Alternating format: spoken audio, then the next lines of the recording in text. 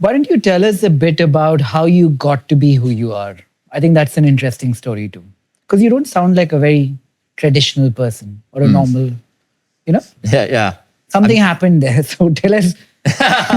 Something traumatic. Something traumatic must have happened. Yeah. So yeah, I went to Ecuador when I was 19 years old. I was a missionary for my church, and it was my first time being exposed to poverty. And I lived among extreme poverty for 2 years, and I just was so moved by the difference between what I had in the U.S. and that poverty. What era was this and how old were you? It was in Quito. I was 19 years old. And so it's just like such a dramatic change as a kid to be in these poverty circumstances. And I thought, you know what, like. And back home, did you come from a rich household? No, we were like middle to low income. And you were Mormon? Yeah. My mom, single mom, 5 kids. Okay. So you went from being born in a certain kind of family, being raised Mormon, to going to Ecuador when you were 19, and then? Yeah, and then after that, I came back to the US after being in Ecuador, and I was trying to figure out like what to do with life. And I just had this burning desire that I wanted to do something that would benefit the human race. Like the people— That would benefit? The human race. Right. Like the people around me were really blue collar workers. Like they weren't entrepreneurs, they weren't engineers, just blue collar America. Can I ask why? Like why benefit the human race? Because there was like 2 paths I saw. One is you could get a job, make money, and retire. Like everyone around me had done that. It's like that you just follow this life path. You don't dream big, you don't do different things. You're a Mormon, you do life in a certain way, and you retire. It's like it's a very standard way of doing life. Or like go out and carve your own path and do something unique. And I thought that's cool. And like Ecuador was omnipresent on my mind of like these people just by random luck got born into this environment. And their life is pretty limiting. Like it's hard for them to get out of that situation. And it felt like that it might be a useful endeavor to do something that would benefit these people.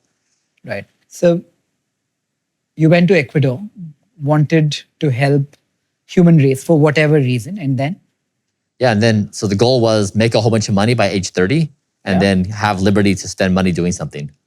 So I started I wasn't good at anything, so I thought. Did you know you're going to spend the money to help others before you made the money? Yes, that was the goal. Yeah, I told everyone around me. That's quite rare. Yeah, I've said I'm gonna make a whole bunch of money by 30, and then with that money, I'm gonna do something interesting for the human race, like something useful. It's almost against Maslow's law of hierarchies. I feel like you have to reach that level before you think of helping others. You kind of have to like be self-sufficient first, right? And then, how did you make the money? I built Braintree Venmo, a payments company. Okay. And I sold that, and I made $300 million on the sale. But this was at what age was it when you got the money? 34. Yeah. Yeah. So then it was like, okay, I said I would do this. Now I'm here. And now am I going to deliver? Or am I going to go buy a yacht and get drunk and do drugs and whatever? No. For a bit? No. Never? Not even the medicated, the doctor prescribed, like the ketamine and MDMA and shrooms and. I mean, so when I was 34, so in 1 year's time, I sold my company, I got a divorce, I left my religion, and I came out of depression. So all in 1 year's time. Okay. Was the divorce because you got money? It was a long time coming, and I think it was the catalyst of the event. Right. And so it was just kind of like a reset in life. Like, this is rare, you get these opportunities. And so it was like this genuine question, like, what is existence? Like wholesale, what is happening? And also, what is money? I keep asking myself this question. But money is your ability to buy freedom? Yes. Maybe through a divorce? Entirely. I guess you got the confidence to redefine and say, yeah, now I can go redefine myself. What happened after 34? After money? So then. How did you stumble upon health as the thing, or longevity, or to not die?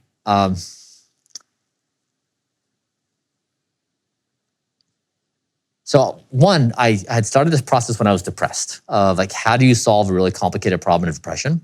Sorry, and I digress. But before we go there, so you're 34, you made $300 million. Which city are you in? That was Chicago. Chicago. You're living in a nice apartment. You get divorced. What is the first thing you do? Yeah, I moved to New York. Okay. And I learned that I love to dance. Dance. I've never danced in my entire life. Okay. I find out one night I love it. And How did you find out? I was at a club with friends. Like we were at a business conference, and they're like, "Hey, do you want to go to the club?" I'm like, "What does that mean? I've never been to a club before." You had never been to a club at 34. No, I get up until 19 because you were Mormon, but between the ages of 20 and 34, no, a bar, no. a restaurant. Yes, yes. Why didn't you go to a bar? In Mormon culture, you don't drink. But you had left being Mormon, right? Only at 34. I mean, I left before, but I was still in the family structure. But Right. we just didn't hang out at bars. Right. It's not something we did, or clubs, or yeah. Okay, so you moved to New York, went to a nightclub, loved It was dance. actually in Morocco. I was at this business conference, and they're like, "Hey, we should go to this club." And it happened when I was trying to decide whether to get a divorce. And I had a drink or two. I'd never really had alcohol, and so I felt a little buzzed. Did you like it? I liked it. It was fun. Yeah, it was cool. And yeah, it was nice. And I just had this feeling that washed over me that my kids would be better off if we were divorced than if I stayed in the marriage. Because the only reason I stayed in the marriage was for my kids. And I had this idea of like a divorced household is damaging to kids, and it's better to stay together. So I was like, can I stick this out? The kids get old enough and they move away. And just like this never-ending complicated question. And I had this realization that like they're better off if we do this. And now you're a good-looking guy. I mean, not everybody can see because of. Have you dated a lot of people post money, divorce, getting fitter, better looking? Yeah. What do you look for in a partner? Because it's complicated, right? Like Very. I'm very curious who's checking his nighttime erections. why is that the first thing you thought of? Clearly, you're asking him the wrong question. He's posting his butt naked pictures on social media. What do you think that's for?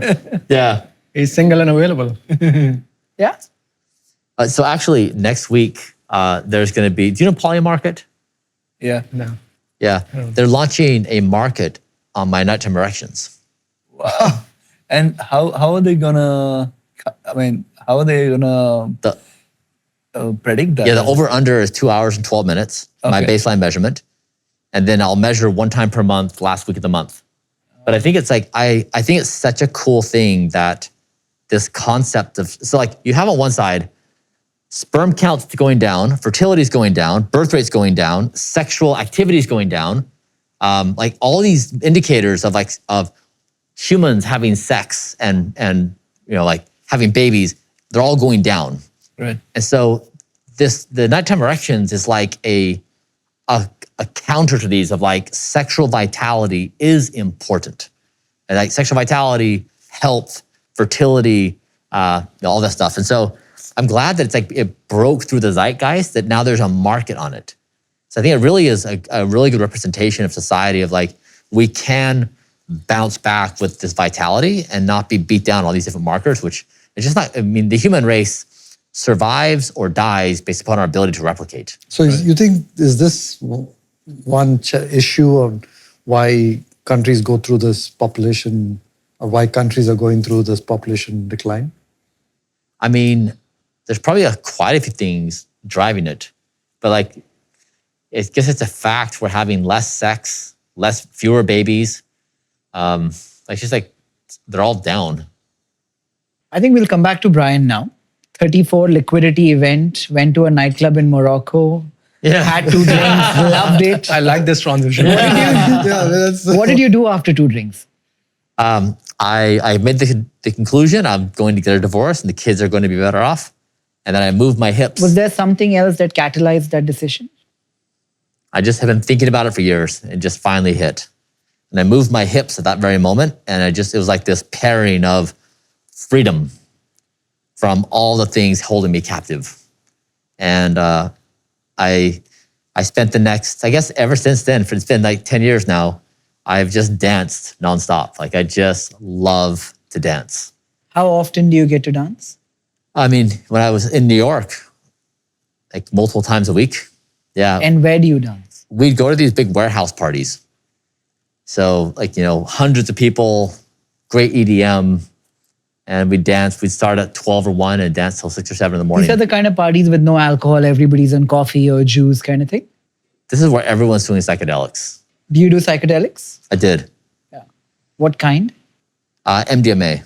Okay, so 34, beyond that, what happened? How did you arrive at this decision that what you're doing today is what will be the focus of your life? It was a thought experiment that I was hanging out in the 25th century, in a few hundred years from now, and imagining what they would say about this moment right now. Is this zeroism and the dinners and... Yeah.